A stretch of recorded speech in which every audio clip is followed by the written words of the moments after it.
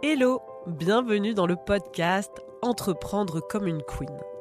Si tu veux créer et développer une activité pérenne, abondante, qui sert tes clientes, ta vie et tes envies, sache que tu es au bon endroit. Je me présente, je suis Alima Pro. J'ai plus de 20 ans d'expérience en vente éthique. Mes spécialités sont le mindset et la relation à l'argent. Je permets aux entrepreneurs d'accéder à leur mode d'emploi pour créer un business sur mesure qui sert leur vie et leurs envies. Hello, pour ce nouvel épisode, j'ai envie de vous expliquer pourquoi mon podcast s'appelle Entreprendre comme une queen.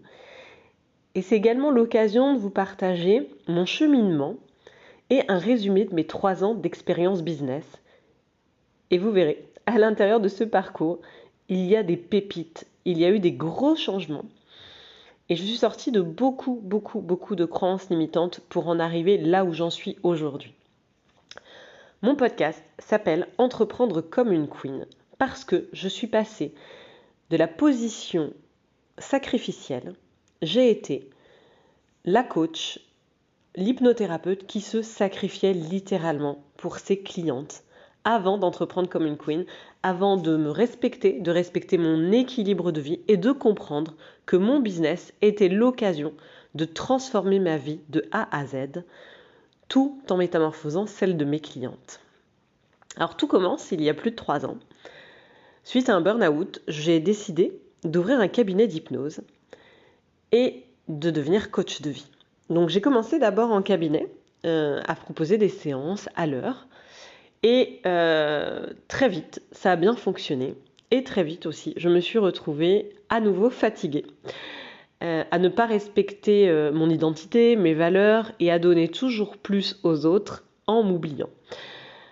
Dans le détail, je travaillais le samedi au tout début. Parfois, il m'arrivait d'accepter des rendez-vous après 18h le soir, de finir tard parce que la cliente, elle, n'était que dispo qu'à cette heure-là.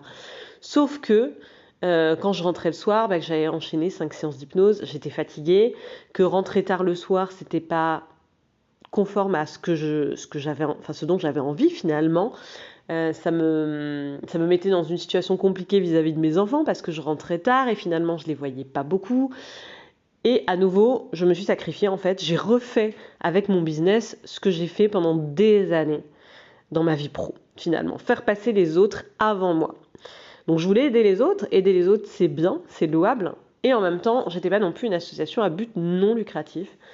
J'avais décidé aussi de changer ma vie, et ça je l'avais oublié au départ.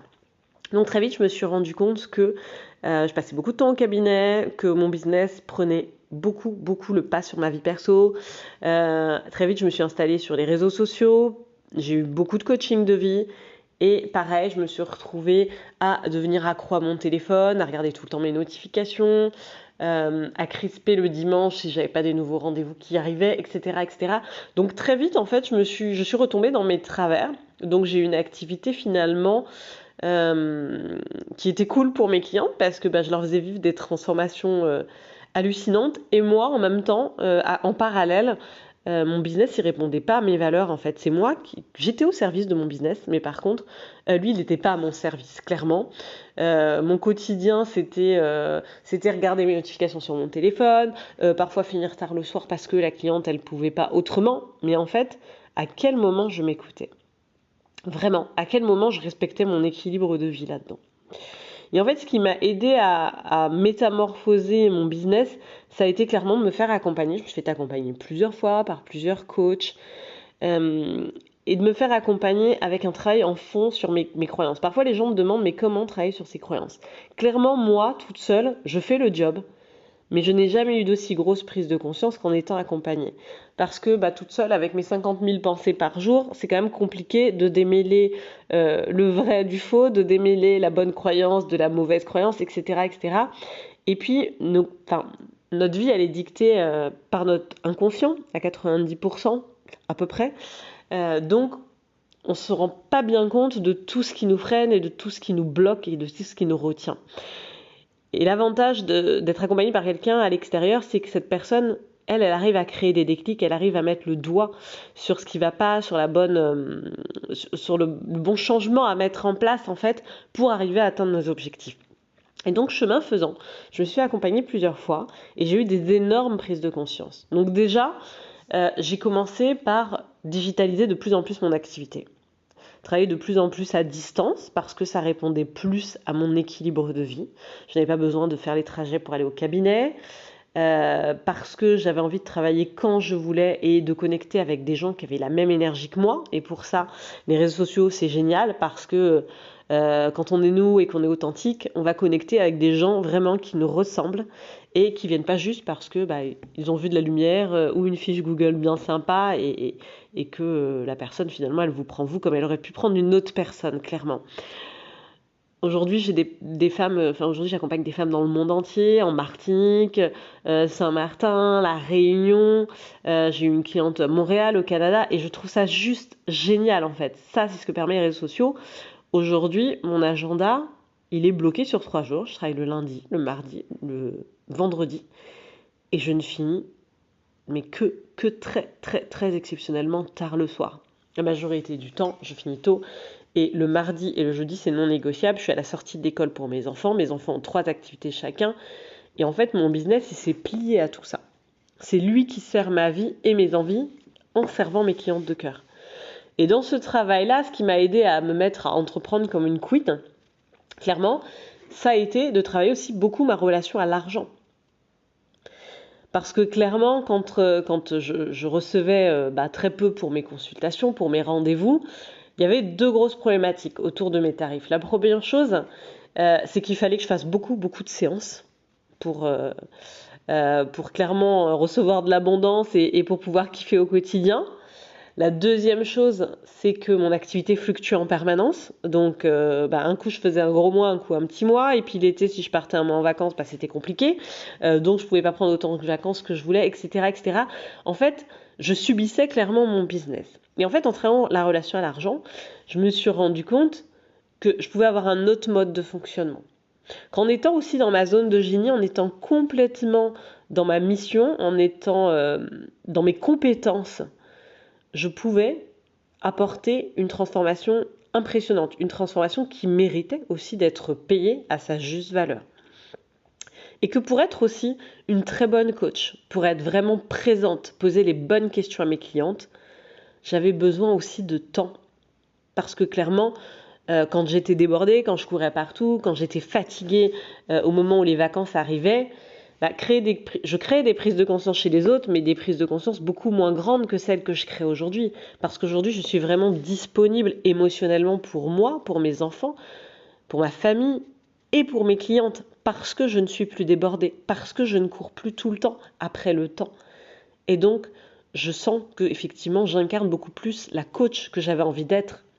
Celle qui peut se poser, réfléchir, prendre le temps de se connecter à elle et de recevoir la bonne réponse pour sa cliente. Donc, c'est complètement un autre mode de fonctionnement. Je suis la coach haut de gamme. Je suis la coach qui prend le temps de répondre à ses clientes. Et ça, c'est complètement un changement de paradigme. Et ça m'a demandé de travailler énormément de croyances. C'est clair. Je ne vais pas vous dire que c'est facile. Je ne vais pas vous dire que ça s'est fait en 2 secondes.